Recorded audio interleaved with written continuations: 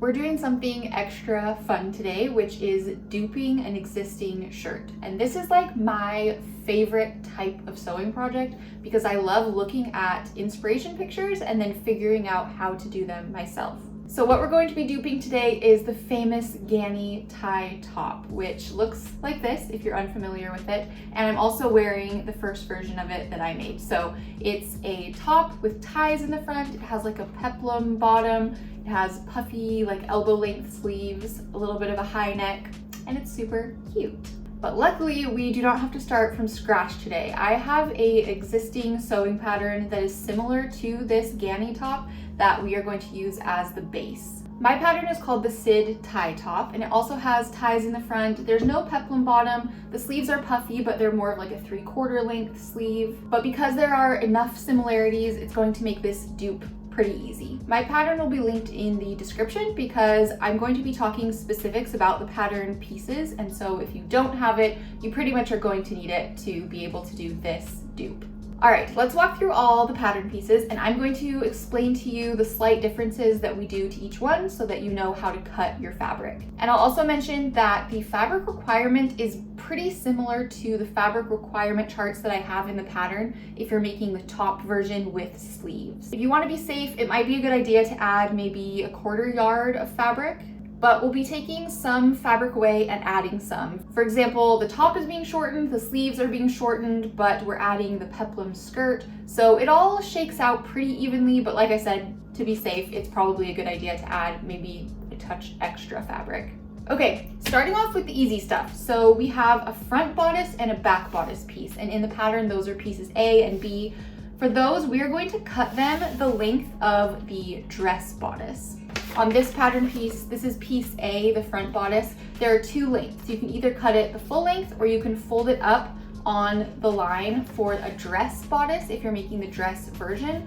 We're not making a dress, we're making a top, but we are going to use the dress length of the pattern piece. Other than that, you cut it exactly as you normally would and mark the same markings and notches. There are 3 notches here for the ties. There's a notch on the arm side, and then there is a dart marking that you'll want to mark. So I have mine here. I've cut 2 pieces of that mirrored. I've marked everything I need to mark, and that's good to go. Same thing with the back bodice. This one is very similar. It's just cut on the fold instead of cutting 2 separate pieces.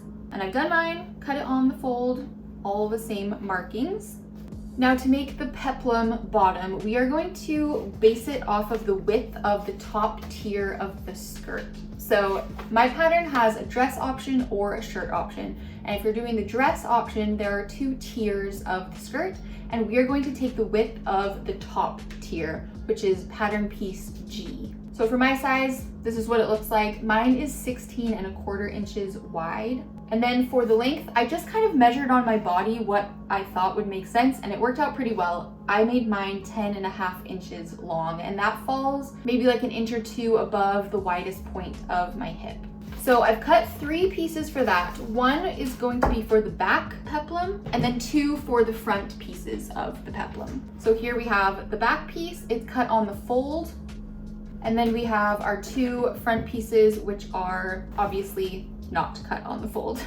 There's no markings or notches on these ones, but one thing to keep in mind is if you're using a directional fabric like this one that has a stripe to it, you want to be mindful of what direction you want that pattern to go on your top. So for me, I want vertical stripes on my bodice and vertical stripes on my peplum. So you want to make sure you're cutting that however you'd like. For the binding, which is pattern piece D, this one, there's a couple things to consider here, so follow with me. The binding also has 2 lengths, whether you're doing a top or a dress, because the length of the bodice changes. So because we're doing the dress length of the bodice, we're going to fold the binding back on that line that is marked for the dress bodice. So that will shorten the binding, but then we also need to add the length of the peplum because the binding is going to continue down the inside of the top all the way through the bottom of the peplum. So because I added a 10½ inch peplum skirt situation, I'm going to take that into account, but I also need to take off 1/2 inch because that will get eaten up by the seam allowance.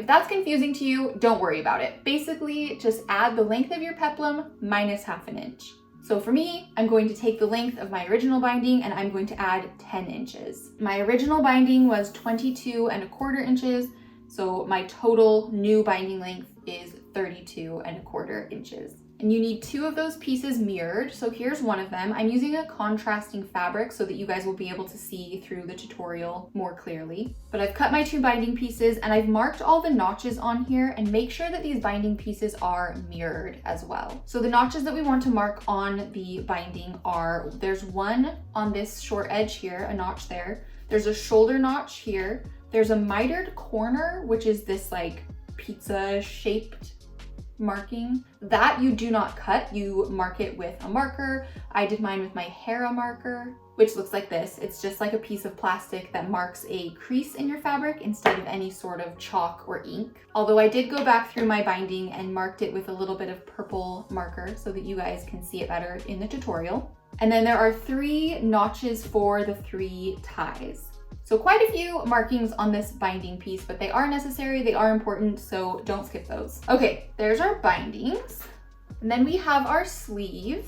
So the original pattern piece is piece E. And like I said, it's supposed to be a 3/4 inch puffy sleeve. But for the Ganni dupe, we want it to fall more elbow length. So to find the length of this on me, I just took my measuring tape and I measured from the top of my shoulder where I knew the seam was going to hit down to where I wanted it on my elbow, and then added in extra for the seam allowance. So there's a 3/8 inch seam allowance at your shoulder and a 3/4 inch seam allowance at your hem. So in total, that's 1 inch and 1/8 that you want to add to whatever this measurement is. And full disclosure, when I did it, I actually added 1.5 inches because I feel like it's always better to be a little long than a little short, because you can always take away, but you can't add. So for me, that total length from the top of the sleeve curve down to where I wanted the hem to fall of the sleeve is 16 inches. So I marked that line here and then I folded it back on the pattern piece so that when I cut the pattern piece, it was a shortened version. Other than shortening the sleeve, the rest of it is the same. You still mark notches. You have a single notch on one side, a single notch in the center, and double notches on the back side of the sleeve curve. These pieces are also mirrored, so you want 2 that look not identical but are mirror versions of themselves. You also want to keep in mind the direction of the fabric. Again, if you have a pattern, I want my sleeves to be vertical stripes, so I made sure to cut them that way. And if you are an expert seamstress, you may notice there's something a little funky currently with the sleeve. The sides of the sleeve are coming at an angle to the hem of the sleeve, so this is going to give us a funky angle when we attach it. Don't worry about that yet. You could, if you wanted to, redraw the hem of the sleeve pattern piece. In my opinion, we're just going to hack it the easy way and figure it out when we get there. So don't stress about that yet. Okay, we have our 2 sleeve pattern pieces. Another thing to consider is the elastic that's going to go in the end of your sleeve. The elastic width is 3/8 inch and I cut mine 14 inches long. And the way that I found that measurement is just by taking my measuring tape and measuring the circumference of my arm where I knew that that sleeve was going to fall. And then I added however much ease I wanted. So for me, I definitely did not want a tight sleeve. I didn't want to feel restricted at all, especially when you're like driving or picking things up. This part of your arm tends to kind of flex and grow, right? And I was very mindful of not having a restrictive elastic length. So I did add quite a bit of ease here to make sure that it wasn't too restricting and too poofy. So for me, that's 14 inches. You can measure your own or just wing it. But when you do measure, keep in mind that the elastic is going to overlap a touch. So you will lose a little bit of length there. Okay, we have 2 elastics. So the final pattern piece are the ties. In the original pattern, the ties are pattern piece C and they measure 12.5 by 1.5 inches. But the Ganni top has ties that are a little bit shorter and wider. They don't tie in bows, how I tie my pattern. They tie in double knots. So the size of the ties for this one, we are going to do 8.5 inches by 2.5 inches. And as with any of these pattern pieces, I highly encourage you to do whatever you want to do. The purpose of this tutorial is to get as close as possible to the original Ganni top. But if you want to change any part of it, please do so to your own preference. I also want to mention the difference in construction of the ties between the Ganni top and my original pattern. You can see in the Ganni top, the ties kind of sit on top of the bodice and they're top stitched in place, which allows this center front to kind of close up tighter. The way that my pattern does it is the ties sit in between the bodice and the binding, so they kind of stick out of this seam here, which doesn't allow the bodice to get quite as close. I mean, it still closes up pretty well, but the way that I do my ties is also much more simple. The Ganni ties are a little bit of added effort, which is totally fine, and we're going to do that today so I can show you exactly how Ganni ties are placed. But keep in mind, if you don't want to go through that added effort, that is completely fine. And you can follow my pattern instructions for ties if you want to do it the easy way. I also have a tutorial that walks through my original pattern, and you can just follow that. All right, once you have cut all of those pattern pieces and changed them accordingly, we are ready to sew.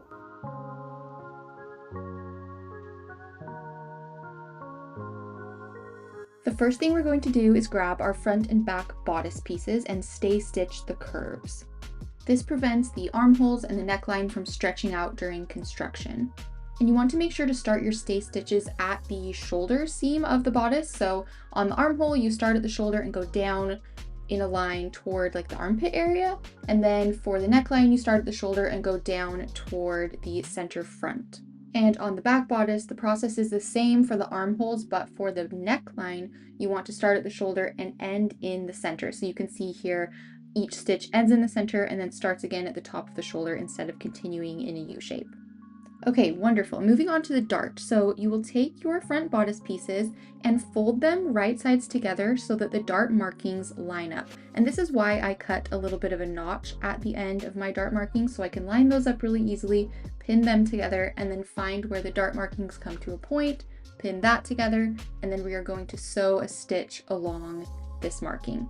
Start your stitch at the side seam, backstitch, and then go along that marking toward where it comes to a point, but you do not want to backstitch at the point. In fact, just pick your needle up and cut some really long tails because you're going to double knot those threads, and that will just prevent any sort of bulk at the point of your dart.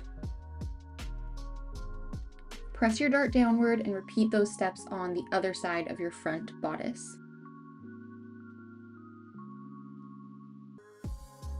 Next, you're going to take your back bodice, splay it out flat, and lay your two front bodice pieces on top, right sides together, and pin them together at the shoulder seams. Then we're going to attach these pieces together with a simple straight stitch at 3/8 of an inch seam allowance. This will leave raw edges on your fabric, so you want to make sure to finish those edges somehow. I finished mine with my serger. I love my serger. If you don't have one, that is totally fine. You don't need one. You can just do a zigzag stitch on your regular machine to finish the edges.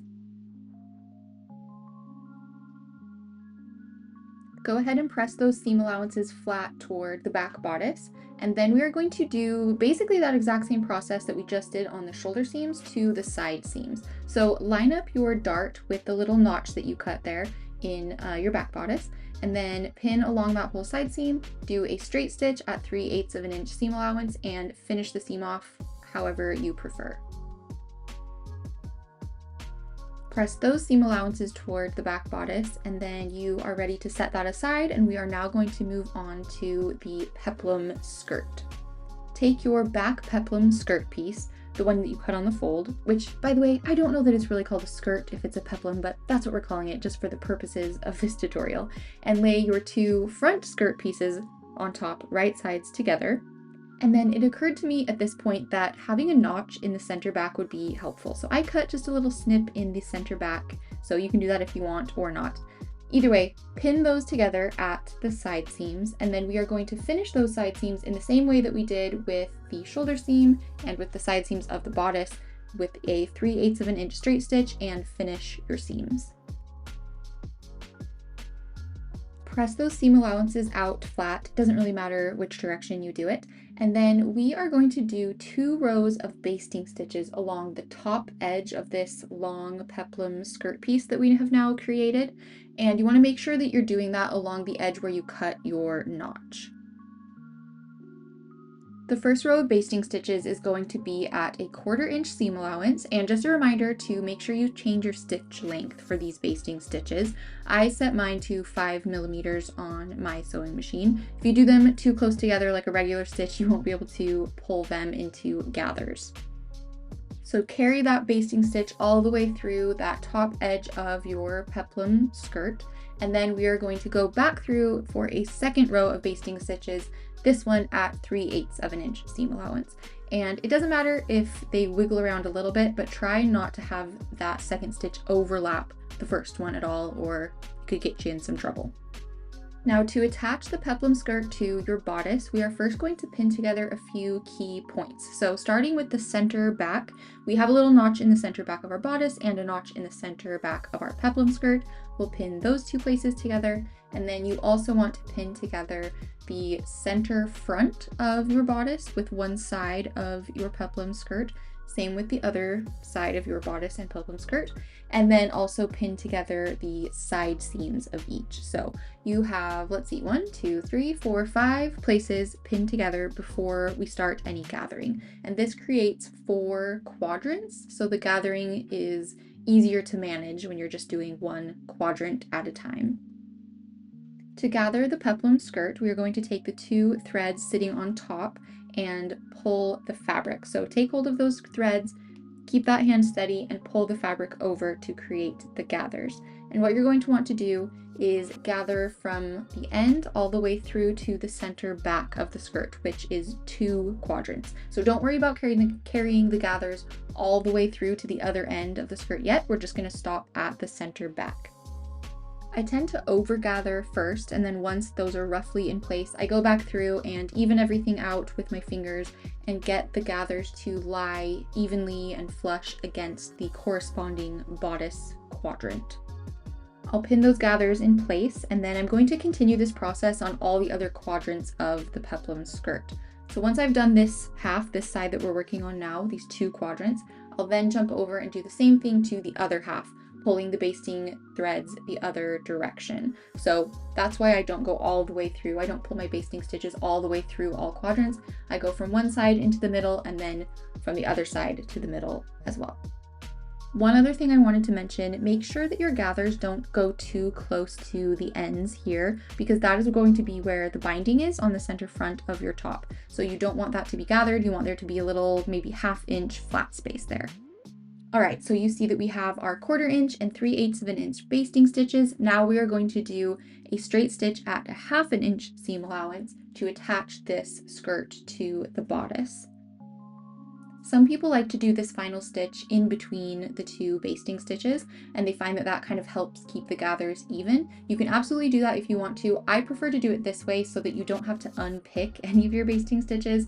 They're all going to be hidden within the seam allowance, but if you stitch in between the basting stitches, your lowest basting stitch, or the one with the highest seam allowance, is going to show on the front of your top, and so you have to go through and unpick the whole thing. And I personally really hate doing that, and I find it pretty unnecessary. So this is how I do my gathers, and my key to keeping them even is just to go really slow and kind of keep adjusting things as you're going, kind of pulling those gathers taut.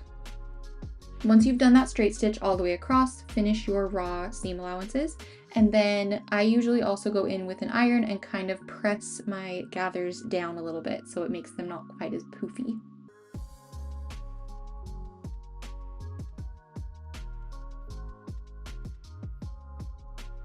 All right, our top is starting to come together, so we are going to move on to the bindings. So you'll see on one of the short ends of your binding, you've cut notches. You want to line those notches up with the fabric right sides together, and we are going to stitch along this short edge with a 1/4 inch seam allowance. Once you've stitched those together, you're going to splay your bindings out and press that seam allowance flat. Now I want you to find what long edge of the binding has the notches marked in it, and you're going to press up the side that does not have notches a 1/4 inch.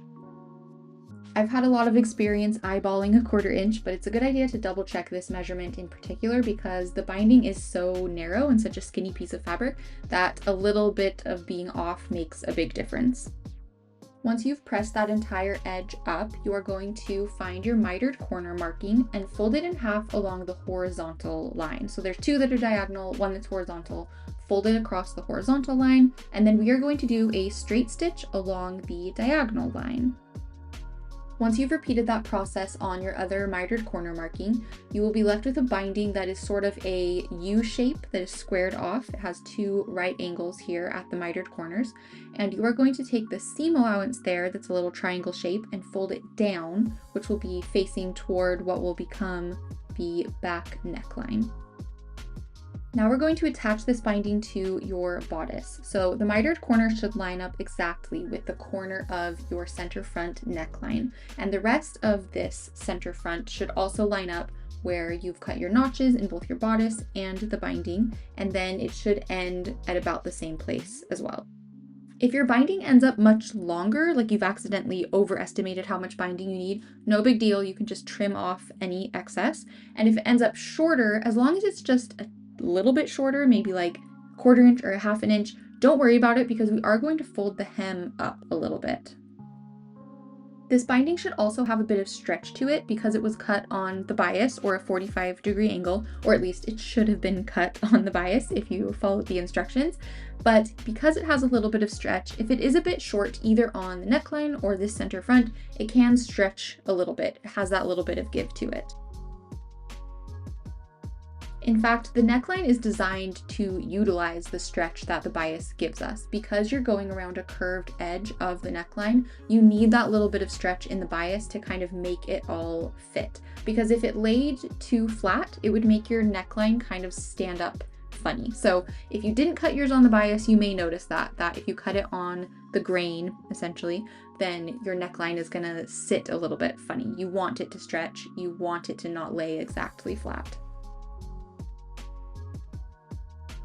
With that being said, pin around the curve of the neckline as best you can and don't stress about it too much until you get to the sewing of the neckline, where everything will work out.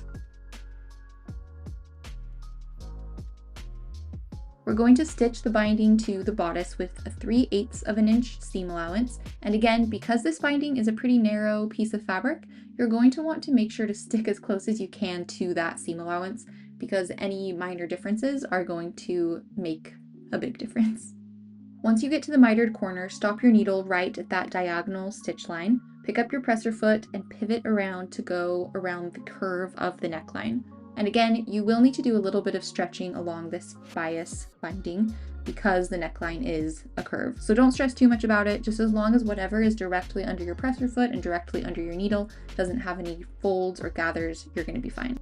Once you've stitched around the entire binding, go to your mitered corner and we are going to trim off the excess bulk right around this corner. You can see I trimmed pretty close to the stitch, but do not trim your actual stitches because when we turn it inside out, this will help kind of reduce the bulk of the seam allowance around that corner. And I poke my corner out with just like the blunt edge of my scissors to give it a nice little point. Now we're going to fold our binding over and press it flat, and I would recommend really taking your time with this step, using a lot of steam, just making sure that everything is sitting really nicely, not only because it makes the stitching process much easier, but it also just makes the entire garment look so much nicer if everything's been really, really well pressed.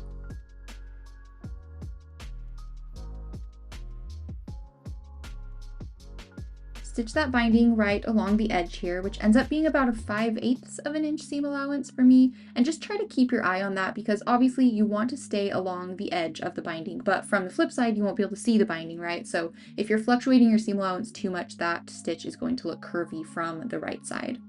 Again, at that mitered corner, pick up your presser foot and pivot to go around the neckline. You probably will need to stretch that binding just a little bit as you go around this curve here, but if you've done the proper amount of pressing, it should lay really nice and flat. Once it's all been stitched down, I also give my binding a second press from the right side just to make sure everything's looking really nice. Can you tell I like to iron a lot?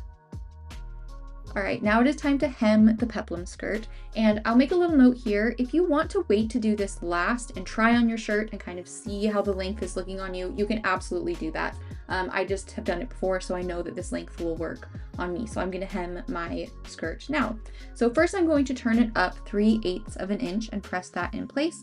And then I'm going to turn it up again 1 inch and press that in place. And that is quite a nicely sized hem for a top. Usually hems aren't that deep, but I have given it a little bit of extra wiggle room just in case I ever need to lengthen it.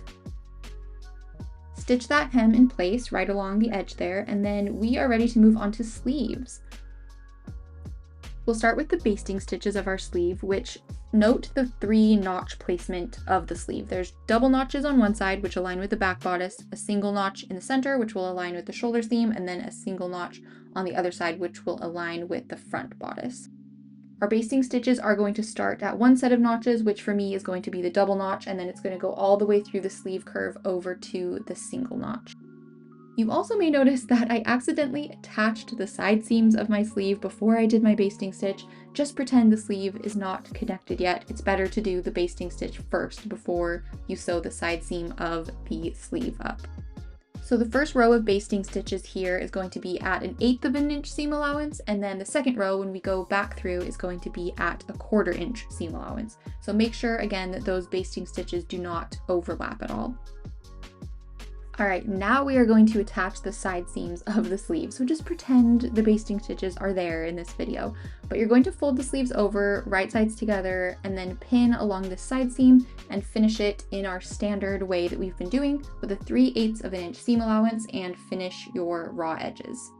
Okay, remember at the beginning of this video when I was talking about the funky angle that we were going to get on the sleeve hem? This is what I'm talking about. You see how it kind of comes to a point, and you can see it even better when you flip it around, like it's obviously not really supposed to look that way. So the easy peasy unofficial way that we are going to fix this is just by snipping off this extra angle.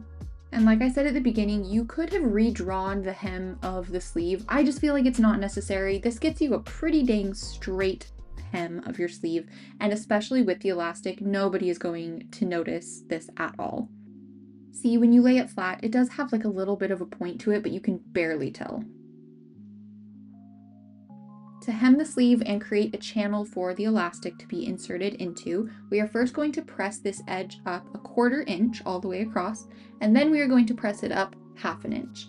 And when you stitch this in place, instead of going all the way around and connecting your stitch, you're going to go all the way around, but leave maybe about 1 inch gap. That little gap you leave is going to be where you insert the elastic. So take your elastic, put a safety pin through one end, and then push the safety pin in through that gap, which will pull the elastic through the channel. So keep pulling the safety pin, keep pulling the elastic until it goes all the way through and out the other end. And be careful that the elastic doesn't get sucked into the middle or you'll have to start over.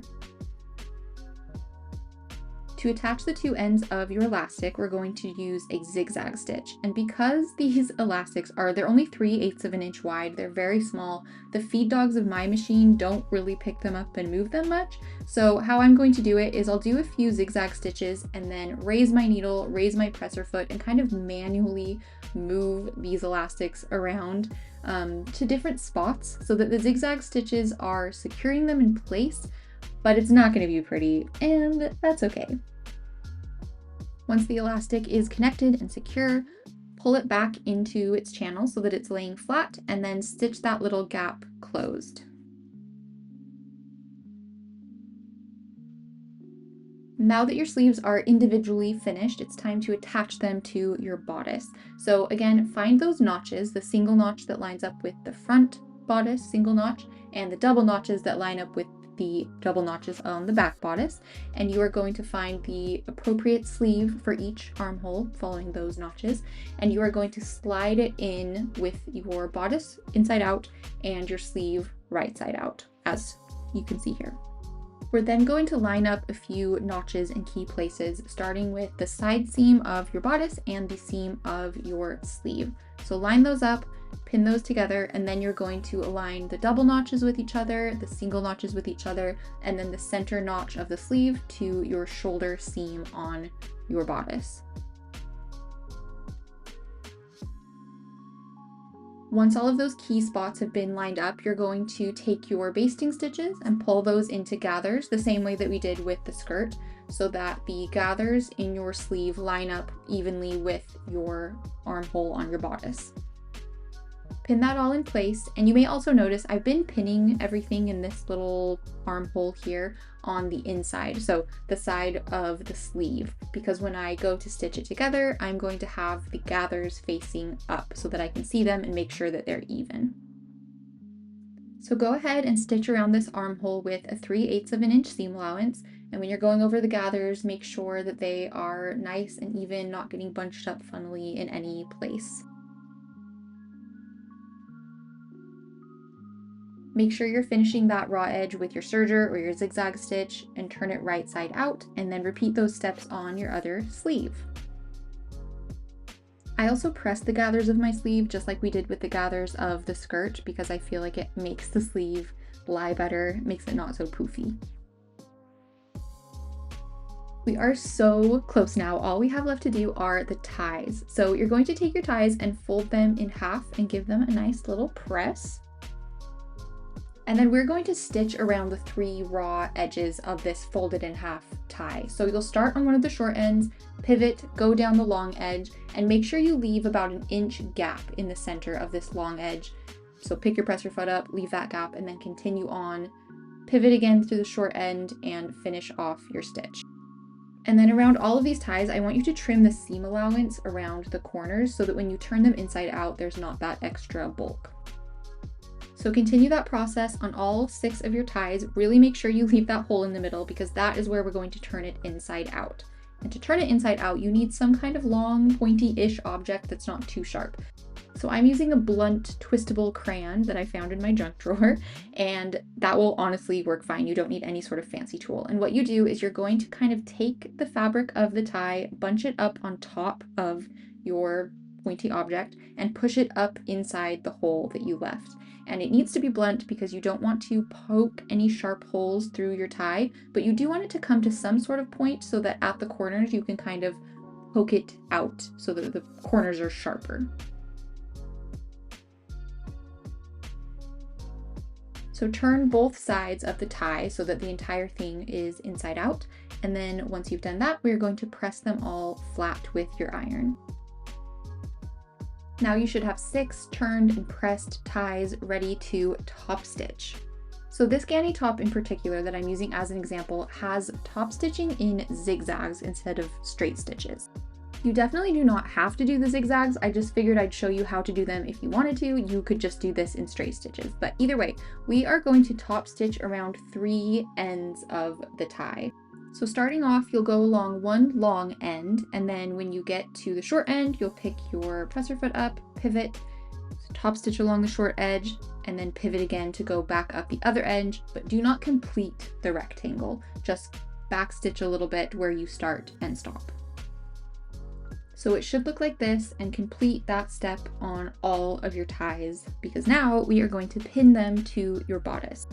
So you can place these ties wherever you want to. I did one at the top, one where like the Peplum skirt attaches, and then one in the middle of those 2 ties. And I placed mine about an inch in from the center front. I think the Ganni top is a little bit further in, but I was nervous about the length of the ties. Like I didn't want them to be too short. It ended up being totally fine. I probably could have put them in 1.5 inches, maybe even 2 inches in, but I did mine an inch if you want to copy mine exactly. Once you've attached all 6 ties wherever you so desire, it is time to do a little bit more top stitching to attach them to your bodice. We're going to do 2 rows of stitching here to attach the tie, and the first one is going to be along this short edge of the tie, which is basically in place of where the last row would have been to close off the rectangle of top stitching, if you will. And then I did my second row of stitches about 1/2 inch away from the first row. And of course you can do yours anywhere you want them, but I would just be mindful not to put them too close to the center front of the bodice. You want a little bit of room there. Otherwise you're going to limit how closely you can tie your ties together, or how close the center front of your garment is going to be able to close up. continue that process on all 5 other ties, and dang guys, we finished our top. That snuck up on me. Tag me in your Ganni dupes, I want to see how they turn out.